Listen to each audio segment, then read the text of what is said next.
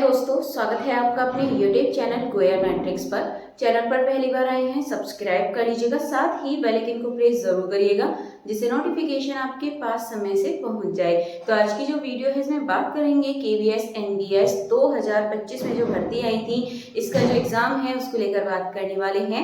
10 दिन सिर्फ आपके पास बचे हुए हैं, किस तरीके से तैयारी करनी है, ठीक है, इसके बारे में डिटेल में बात करेंगे। और ये साथ में मेरा भी एग्जाम है, ठीक है, KVS NBS वाला, मुझे भी एग्जाम देना है। तो फिलहाल अभी जान लेते हैं लास्ट के 10 डेज में आपको किस तरीके से प्रिपेयर करना है। तो ये जो लास्ट के आपके 10 डेज हैं, यहाँ पर आपको प्रिपेयर करना है इस तरीके से कि आप अच्छा स्कोर गेन कर सकें। देखिए, जितना टाइम आपको मिला है इतना ही टाइम सभी को मिला है इसकी तैयारी करने के लिए, क्योंकि KVS का जो पहले का सिलेबस था वो आपका अलग है। यहाँ पर सभी ने जीरो से स्टार्ट किया एक तरीके से। तो यहाँ पर आप देखेंगे ये आपके सब्जेक्ट है GK GS, English, maths, computer, reasoning and Hindi, ठीक है, ये आपके यहाँ पर रहे थे। देन इसके बाद GK GS की बात करें तो इसमें आपको मालूम है यहाँ पर 20 मार्क्स का पूछा जाएगा। इंग्लिश आपसे 10 मार्क्स की पूछी जाएगी, maths 20, computer 20 and reasoning 20। Then इसके बाद हिंदी 10 मार्क्स की पूछी जाएगी। तो यहाँ पर ये इस तरीके से रहेगा, यानी कि इंग्लिश हिंदी आपसे मिक्स पूछी जाएगी 20 मार्क्स की। बाकी GK GS, maths, computer, reasoning ये आपके यहाँ पर सभी 20 मार्क्स के रहने वाले हैं। तो फिलहाल देखिए, तैयारी आपको किस तरीके से करनी है कि लास्ट टाइम पे आप अच्छा स्कोर गेन कर सके। तो देखिए, सबसे यही बेस्ट तरीका है।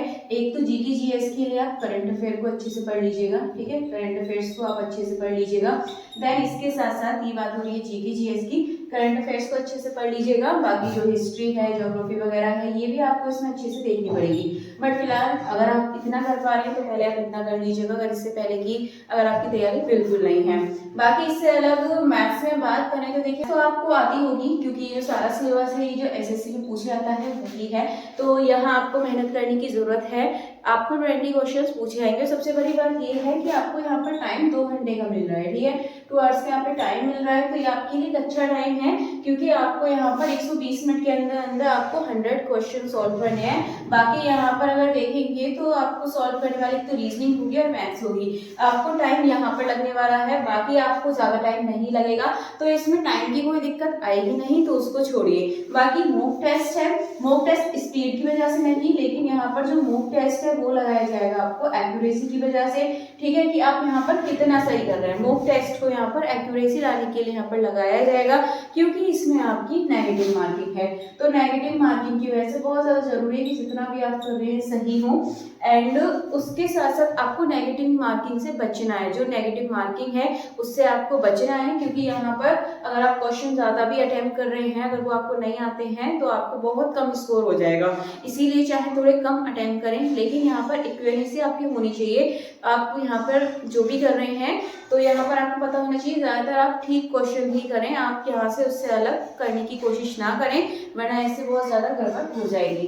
देन इस बार कंप्यूटर की बात करें तो देखिए, कंप्यूटर के लिए जितने PYQs हैं अदर स्टेट में या फिर अदर एग्जाम्स में जो आपके पूछे गए हैं, आप उनको करिएगा, ठीक है। जो आपके PYQs हैं अदर एग्जाम्स में पूछे जाते हैं, आप उनको कर लीजिएगा। कंप्यूटर के लिए रीजनिंग आपका सबसे ज्यादा होती है प्रैक्टिस। अगर आप रीजनिंग पर प्रैक्टिस करेंगे, और इसके साथ साथ मैथ भी आपका ऐसा होता है, रीजनिंग आप जितनी प्रैक्टिस करेंगे उतनी अच्छी हो जाती है। कंप्यूटर के लिए PYQs अच्छे से पढ़ लीजिएगा आप जितने भी हैं। बाकी हिंदी इंग्लिश आपकी 10 मार्क्स की है, तो ये तो आपको नॉर्मली हर एग्जाम में पूछी ही जाती है, तो इसके लिए आपने इतना तो रेडी कर रखा होगा।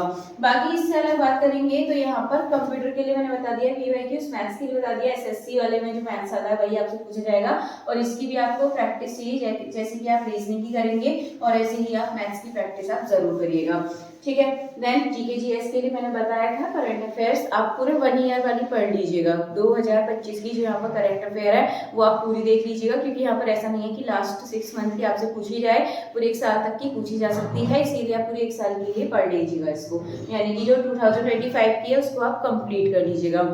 उससे अलग अगर यहाँ पर देखेंगे तो जैसे हिस्ट्री हो गई, ज्योग्राफी हो गई, ये सारी चीजें आपको पढ़नी है, साइंस भी है, ठीक है, तो ये सारे आपको मिक्सअप है एक तरीके से, ये आपको यहाँ पे अच्छे अच्छे से कर लेना है। तो बस 10 दिन के अंदर अंदर आप इसके लिए डेली के अगर सभी सब्जेक्ट के लिए आप 1-1 घंटा निकालते हैं, ठीक है। अगर मान लीजिए आप मैथ्स को 1 घंटा देते हैं, रीजनिंग को 1 घंटे देते हैं, बाकी आप जीके के लिए 1 घंटा और इंग्लिश हिंदी के लिए मिक्स 1 घंटा, तो अगर लगभग आप इन 4 दिन में 4 घंटे भी आप अगर ढंग से पढ़ते हैं, ठीक है, पूरे 24 घंटे में यदि 4 घंटे भी आप ढंग से पढ़ें तो इसमें आराम से आप प्री को क्वालिफाइंग कर जाएंगे। तो इतना मुश्किल नहीं है क्वालिफाइंग करना, ये आराम से हो जाएगा। सभी के पास एक साथ टाइम मिला है सभी को, यानी कि जितना आपको समय मिला है उतना ही सभी को समय मिला है, तो इस बात में आपको बिल्कुल टेंशन नहीं लेनी है। बाकी तैयारी आप अच्छे से करते रहिएगा। कोई भी अगर कैसा भी आपका डाउट है तो कमेंट बॉक्स में बोल दीजिएगा। मिलेंगे हमारी नेक्स्ट वीडियो में आगे की इन्फॉर्मेशन के साथ। तब तक के लिए आप ज़्यादा से ज़्यादा वीडियो को लाइक कमेंट शेयर कर दीजिएगा।